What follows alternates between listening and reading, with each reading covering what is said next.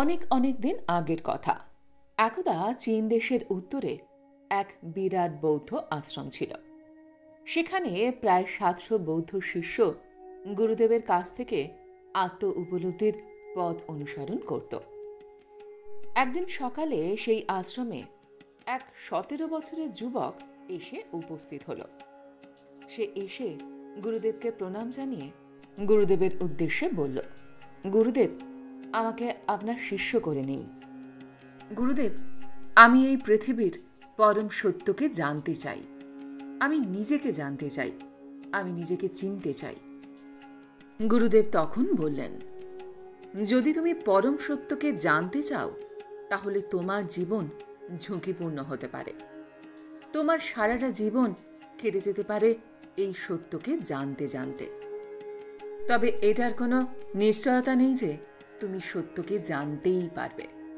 এমনটাও হতে পারে যে তুমি তোমার সারা জীবনে পরম সত্যকে হয়তো জানতেই পারলে না। এবার বলো, তুমি কি রাজি আছো? যুবকটি তখন উত্তরে বলল, হ্যাঁ গুরুদেব, আমি রাজি। আমি ফিরে যেতে আসিনি। বলুন, আমাকে কি করতে হবে এখন? গুরুদেব তখন বললেন, ঠিক আছে, তুমি যদি তাই চাও তবে একটা কাজ করো। এই আশ্রমে ৭০০ শিষ্য আছে। তুমি তাদের জন্য ধান ভেঙে চাল করার কাজে নিযুক্ত হয়ে যাও। মনে রাখবে, আজ থেকে এটাই তোমার কাজ। সকাল থেকে রাত অবধি শুধু ধান ভেঙে যাওয়াই হলো তোমার একমাত্র কাজ। কাউকে কোনো প্রশ্ন করবে না, প্রয়োজনের অতিরিক্ত কোনো কথা বলবে না।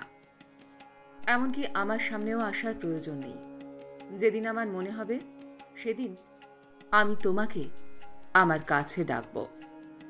যাও, এখন থেকে তোমার সাধনা শুরু হলো। যুবকটি গুরুদেবকে আবারও প্রণাম করে আশ্রমের যে ঘরে ধান ভাঙে সেখানে চলে গেল। সেখানে গিয়ে দেখল একটা বিরাট বড় শক্ত কাঠের গোলা আছে, আর আছে বিশাল বড় গাছের শক্ত হাতল। তা দিয়ে গোলার ভেতরের ধানকে বিশেষভাবে পেশাই করলে ধান থেকে চাল বের হয়ে আসে। যুবকটি সেই কাজ করা শুরু করে দিল। প্রথম ১ সপ্তাহ সকাল থেকে রাত পর্যন্ত সে একই কাজ করত, আর মনে মনে অনেক কিছু ভাবত এখানে প্রায় ৭০০ শিষ্য থাকে, অথচ কারোর কোনো কথা কোলাহল শোনা যায় না কেন? তাদেরকে কখনো কখনো দেখা যায় বটে, কেমন যে নিজের ভেতরে সবাই মগ্ন হয়ে থাকে সর্বদা। এমনটা কেন এখানে? আচ্ছা, আমাকে কতদিন এই কাজ করতে হবে? এই কাজের মাধ্যমেই কি জীবনের পরম সত্যকে লাভ করা যাবে? নাকি গুরুদেব আমাকে খালি খালি শুধুমুধুই পরিশ্রম করিয়ে নিচ্ছে? এই সব প্রশ্ন তার মনের ভিতরে সর্বদাই আসত। গুরুদেবের কথা মনত, কিন্তু সে কাউকে প্রশ্ন করত না। এইভাবেই চলতে লাগলো তার প্রতিদিনের জীবন। তার শুধু একটাই কাজ, ধান ভেঙে যাওয়া। রাতে ক্লান্ত হয়ে গেলে সেই ধান ভাঙার ঘরেই শুয়ে পড়ত সে। আবার খুব ভোরে ঘুম থেকে উঠে সে একই কাজ করত। এইভাবে পুরো 1টা বছর কেটে গেল। এখন আর তার মনে কোনো প্রশ্ন আসে না। শুধুই প্রশ্ন নয়, তার মনে আর কিছুই আসে না। খুব বিশেষ প্রয়োজন ছাড়া সে কারোর সাথে খুব একটা কথাও বলে না। এখন তার ভেতরে গভীর বিশ্বাস জন্মেছে গুরুদেবের সেই প্রথম দিনের নিদর্শনের ওপর। তার বিশ্বাস হয়েছে এইভাবেই জীবনের পরম সত্যকে হয়তো জানা যাবে। এভাবে আরও কয়েকটা বছর কেটে গেল। এবারে তার জীবনে এমন একটা সময় আসলো যে সে নিজের নামও ভুলে গেল। তার শুধু একটাই কাজ, ধান ভাঙা। সে চরম নিষ্ঠা আর একাগ্রতার সাথে ভোর থেকে উঠে একটাই কাজ করত।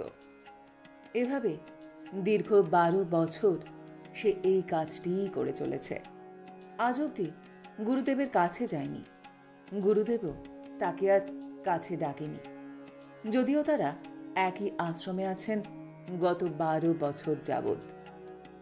একদিন সকালে আশ্রমের প্রার্থনা কক্ষে সকল শিষ্যদের গুরুদেব বললেন, আমার এই শরীর ত্যাগ করে এবার যাওয়ার সময় চলে এসেছে।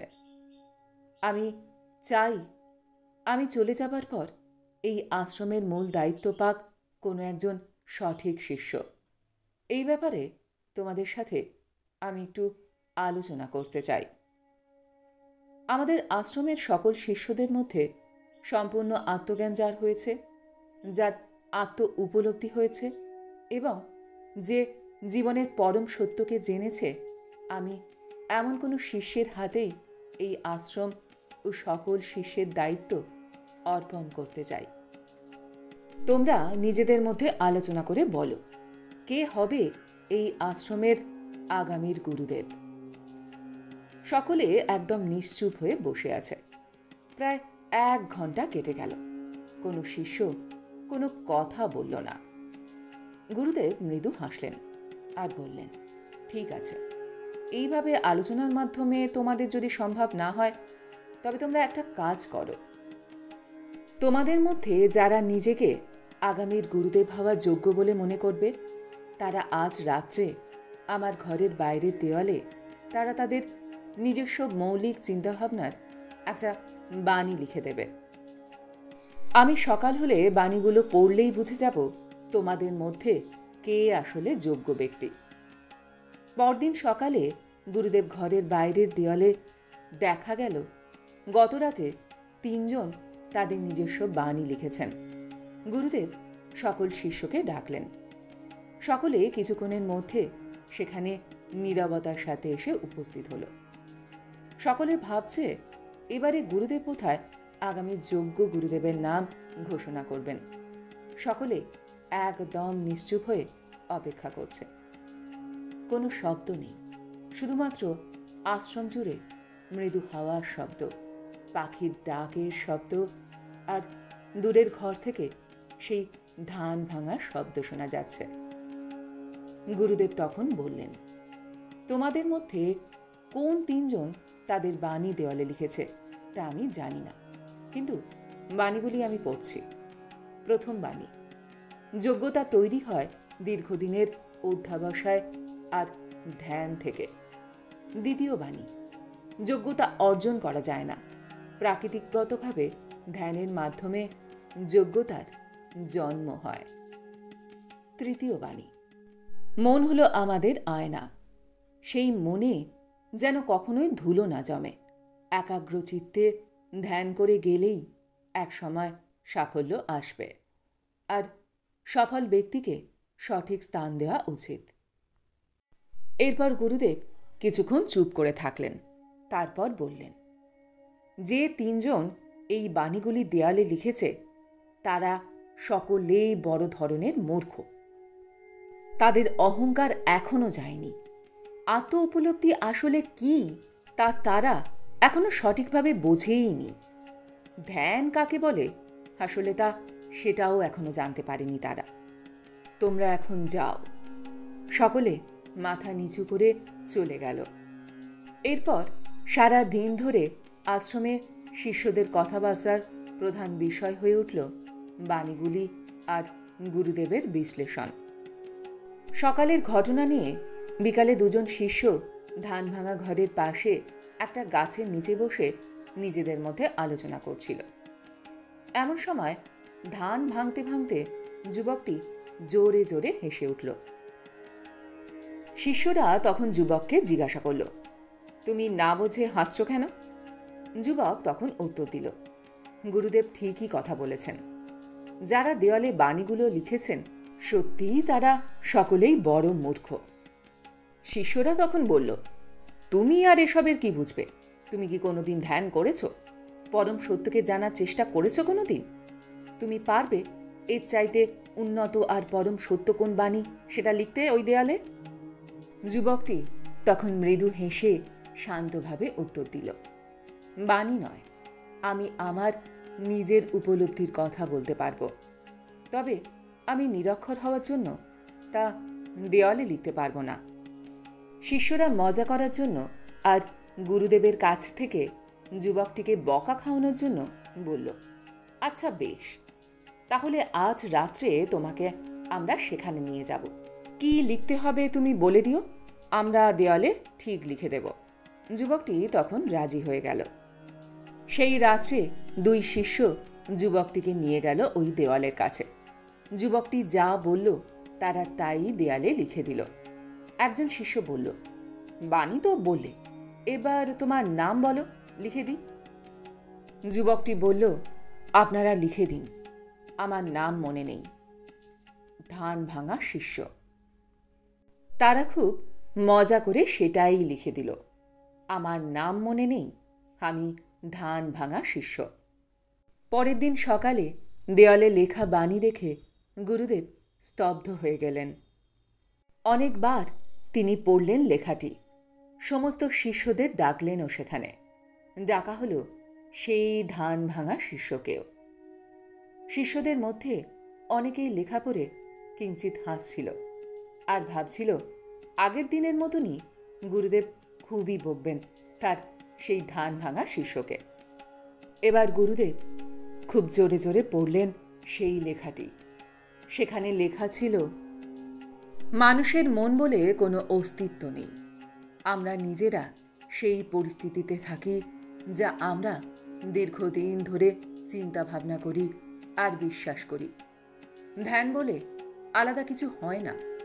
কোনো কর্মে নিজেকে সম্পূর্ণ নিমজ্জিত করাই হলো ধ্যান।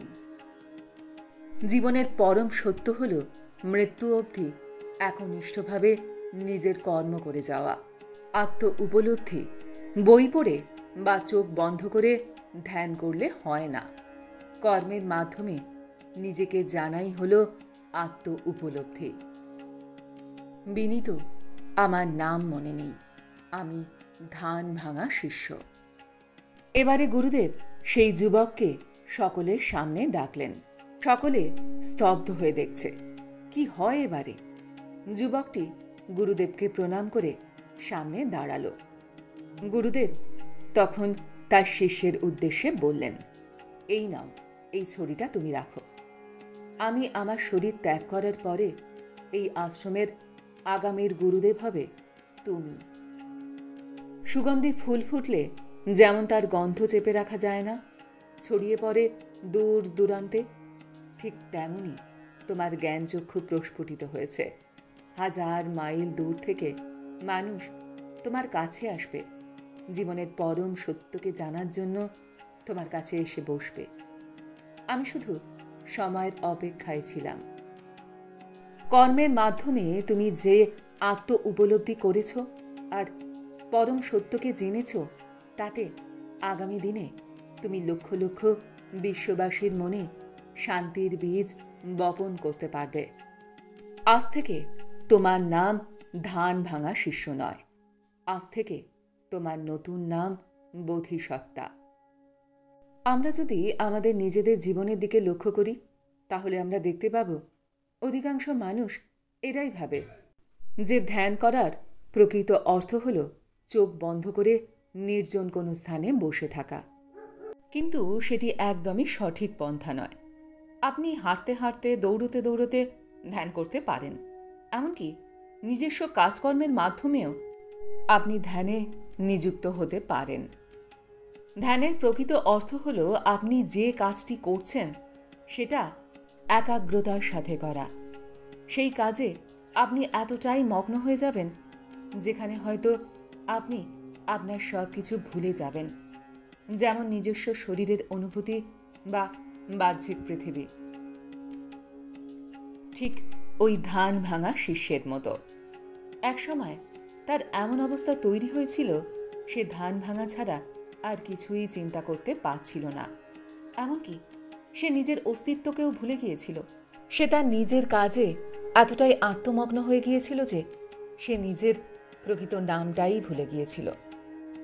আমরা যখন যে কাজটি করব, সম্পূর্ণভাবে একনিষ্ঠভাবে সেই কর্মটি আমাদের করে যেতে হবে।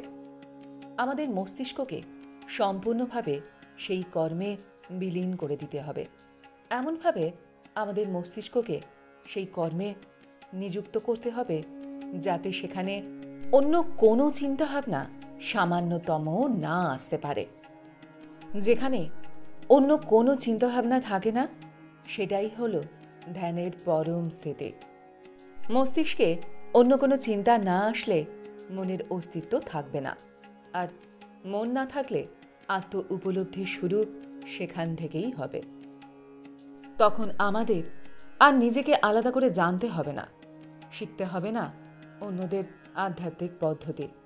আমাদের শুধু নিজের কাজে নিজেকে হারিয়ে ফেলতে হবে। তখন আপনি নিশ্চিত জানবেন আপনি ধ্যানমগ্ন অবস্থায় আছেন।